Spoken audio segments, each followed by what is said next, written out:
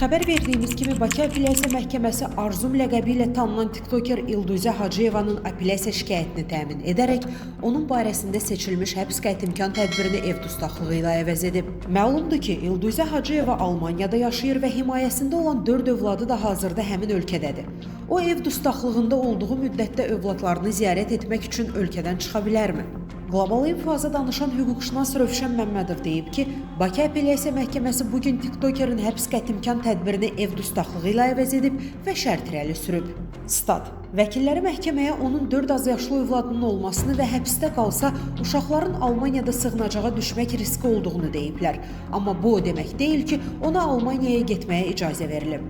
Hazırda ev dustaqlığı qərarı qüvvədə qalır və o məhkəmənin müəyyən etdiyi şərtlərə əməl etməlidir.